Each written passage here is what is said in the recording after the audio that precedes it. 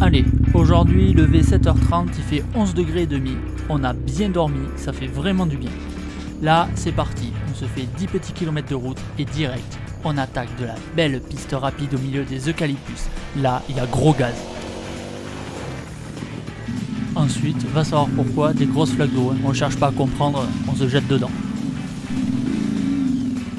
Après, bon, globalement, la matinée, c'est quand même de la grande piste rapide facile. Donc, on a bien avancé là. Et puis, il y a des endroits comme ça où t'as vraiment l'impression d'être un voyageur qui est à l'autre bout du monde. Ça, vraiment, on adore. Et puis, sur les coups de midi, on arrive dans la petite ville de Alter do Chão, dans laquelle on va se faire un petit resto, parce qu'il faut manger quand même. Bon, là, petite pause repas. Ce matin, on a fait 100 bornes déjà. Il y avait, je sais pas, 40% de route, on va dire. Ouais, et après, quasiment que de la piste roulante. Mais ça allait plus vite que sur la route même. Ouais, roulante de chez roulante, quoi. Tu balades debout sans forcer, quoi. Mais on l'a pas fait. On l'a pas fait. Mais je pense que ça peut. Ouais, on l'a pas fait. Ça peut. Nous, on est resté à 30 km/h. Ouais. Et alors là, tu vois, quand le linge il a pas bien séché la nuit, mais entre midi et 2 et que tu vas au resto, tu mets le reste à sécher sur la moto. Je pense que ça fait anti-vol aussi. Les mecs ils vont pas te piquer une moto qui est couverte de calbut. Bon, allez c'est bon, on a bien mangé, le linge est sec, on peut repartir. Et devine quoi? Allez, grande piste rapide, c'est parti. Ouais, on en a eu pas mal des pistes que nous définirons comme rectilignes.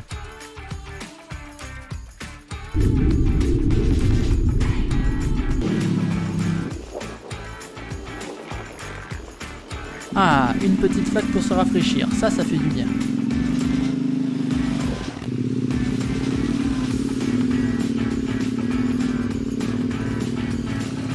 Et maintenant, un peu de boue, ça c'est pour salir par contre.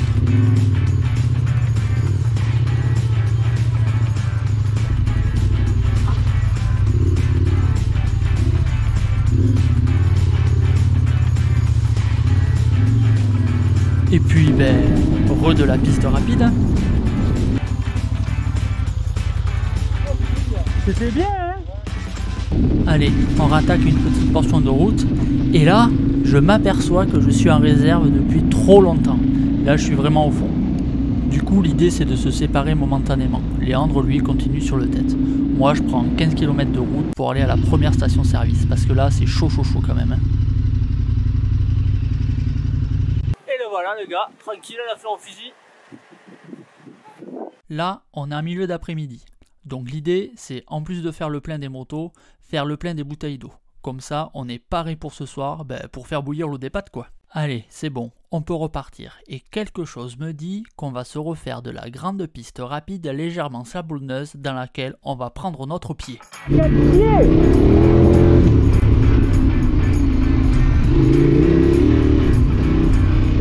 De sable facile que tu surfes là.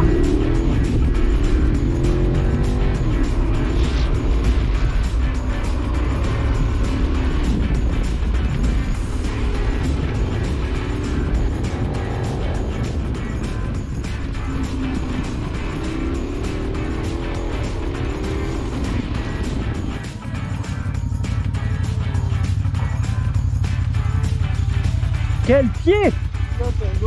Ah, c'était excellent. C'est vrai que le petit flottement un petit peu là, c'est... Ouais. C'est habitué, c'est sympa en fait. Ouais, puis là il n'y a rien comme sable. Y a rien. Là c'est facile là. Juste pour faire un petit flottement. Ouais, c'est ça, c'est nickel. C'est par là. Je sens que Léandre il est en forme là, mais malheureusement l'heure tourne. 18h, on va faire une levrette par la route de 50 km pour arriver à un point qui est marqué comme camping sauvage sur le TET. Donc comme ça on va pas faire le campement trop tard. Bon mais voilà où on va passer la nuit apparemment. C'est pas mal là, non? Ce soir, on n'a pas eu besoin de chercher pour trouver le spot de bivouac. En fait, il est indiqué sur la trace du TET. Donc on savait directement où se rendre. Et franchement, ça valait le coup d'y aller. Le paysage est très sympa et l'eau pour se baigner et se laver est tiède. Ça fait du bien, ça nous change. Donc on s'installe tranquillement et là, en fait, pour être honnête, on est un peu impatient. Impatient d'être à demain. Parce que demain, on sait que sur le tracé, il y a un passage avec du sable mou. Et on sait qu'à cet endroit-là, avec nos grosses bécanes, on devrait en chier bien comme il faut. Donc là, le projet de la soirée, c'est coucher de bonne heure, bien dormir pour être d'attaque demain. Aujourd'hui, c'est notre 8e jour. On va profiter du pliage des tentes pour faire un petit point sur le chemin parcouru. Si le TET Portugal t'intéresse, la chose à retenir est que rien n'est infranchissable par temps sec avec nos grosses motos. La moitié nord reste quand même la partie la plus technique et la plus intéressante selon moi. La seconde moitié a l'avantage de te faire avaler les kilomètres sans trop te fatiguer. Pour le moment, on a parcouru 2219 km. Aujourd'hui, le ciel est couvert et la température est idéale. On s'envoie un pain au chorizo et gaz. On reprend la route. Petite portion de route sinueuse après le petit déjeuner. Et on va rapidement attaquer les pistes. On attaque de la piste roulante.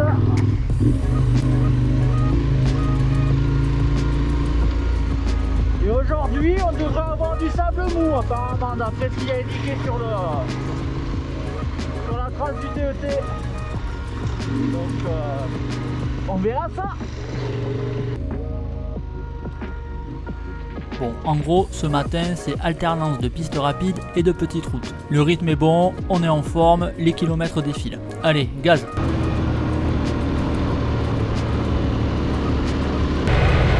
Ah, là, il y a du sable! Bon, là, évidemment, tu le vois pas trop, mais en fait, la piste, elle est recouverte de quoi? 2-3 cm de sable. C'est juste ce qu'il faut pour avoir l'impression d'être un pilote de rallye. D'ailleurs, à ce moment-là, je me sens super bien sur la moto. Je me dis, allez, là mon loulou, c'est ton moment. Sauf que, bah, évidemment, c'est toujours à ce moment-là que y a une voiture qui arrive en face, quoi. Bon, mais du coup, la réalité s'impose à toi. Elle te rappelle que le chemin ne t'appartient pas, que t'es pas tout seul. Donc, tu restes souple sur les gaz. Bon, là, sur le tracé du TET, à 200 mètres, il m'affiche Deep Mud. Donc, boue profonde. Mais vu comme c'est sec en ce moment, je serais assez surpris qu'on ait de la boue. Et donc effectivement, je veux bien croire que quand il a plu, ce soit boueux ici. Mais là, eh ben on s'en sort bien, c'est sec, hein, donc ça fait juste une série de routes, quoi. Léandre va être triste, on ne va pas salir les motos un peu plus.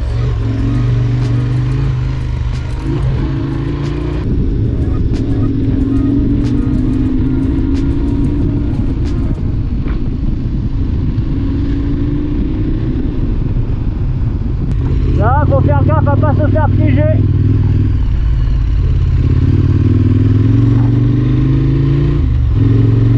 Ça y est, on sent que c'est en train de venir là, les portions de sable commencent à être de plus en plus profondes.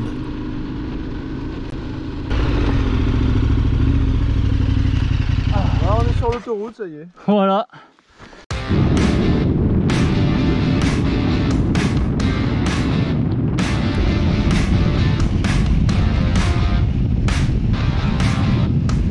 Je sais pas pourquoi, mais quelque chose me dit que Léandre il aime bien cette petite portion d'autoroute. Bon, ça va, ça aura pas duré trop longtemps. En plus, on dirait pas comme ça, mais ça faisait une espèce de ton ondulé qui tapait dans les suspensions, c'était pas forcément super agréable. Alors que franchement, un petit passage à gué, c'est toujours plus sympa quand même, non?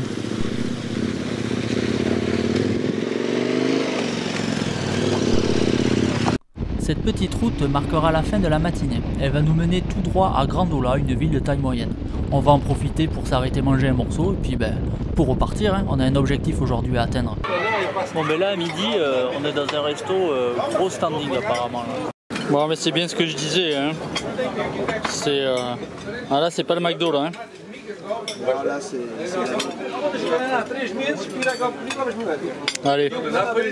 Allez, c'est bon, on a bien mangé, on peut rattaquer. Et donc là, typiquement, quand t'as deux chemins très proches, t'hésites un peu entre l'un et l'autre. Bon, Léandre, il a choisi de partir à droite. Moi, sur le coup, je suis pas convaincu. On va bien voir, hein. On va voir, hein. Mais non, c'est pas là du tout. C'est en bas. Bon ben c'est pas très grave, on fait demi-tour, hein. C'est ni le premier ni le dernier, ça c'est certain. Et là on repart.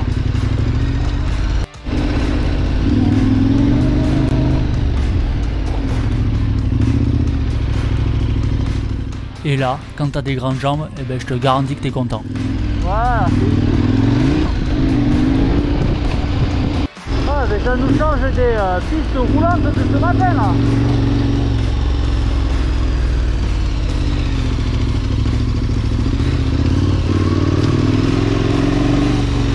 C'est frais là, ça fait du bien.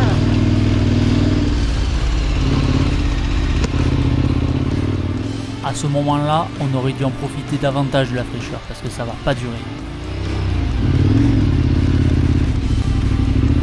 Ah, du sable bien mou là. Il y a des cailloux bien durs.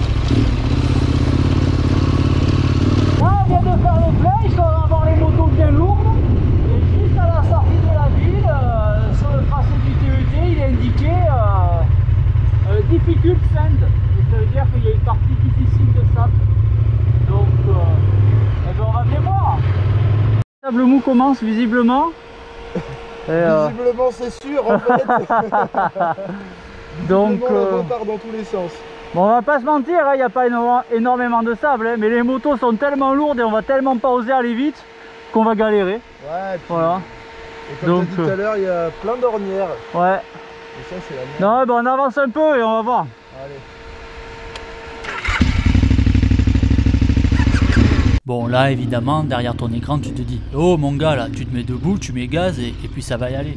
Ouais t'inquiète, la technique je la connais, ça fait 15 ans que je fais de l'enduro dans les Landes, j'ai une petite idée de comment on fait dans le sable. Mais là franchement la moto chargée elle fait 260 kg, le but c'est de voyager loin et longtemps, c'est pas d'aller vite. Donc en fait bah, tu te la joues sécure. Donc ça c'est comme ça qu'il faut pas faire. Mais là c'est tellement lourd la moto.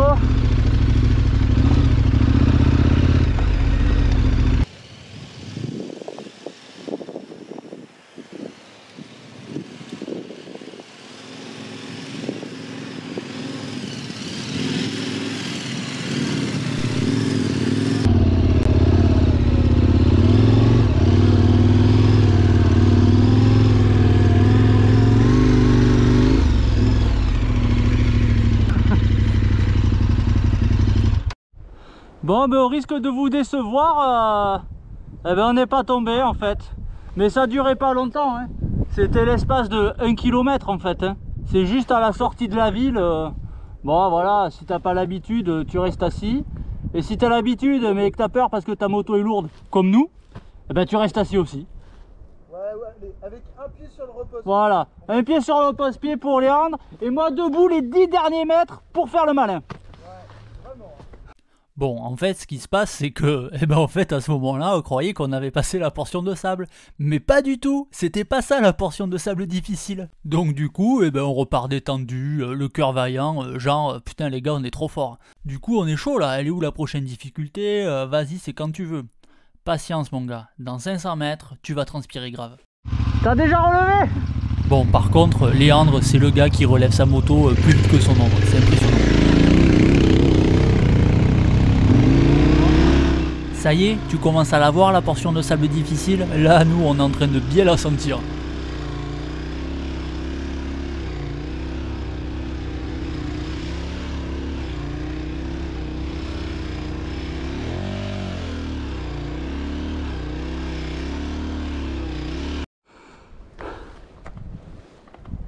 Bon, en fait, le difficult sable, il est là, on est dedans. C'était un petit amuse-bouche qu'on avait juste avant. Bon. On a fait 100 mètres, Léandre est tombé une fois et on n'arrive quasiment pas à sortir les roues du sable.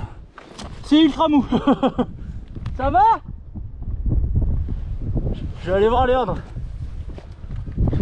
Bon, là on est en train de réaliser qu'on va en chier et que nos bécanes, ben, elles ont rien à faire ici, elles sont beaucoup trop grosses et beaucoup trop lourdes. Bon, mais il est là le difficult sable. Ouais, il est là. Oh putain. Ouais. Oh la vache.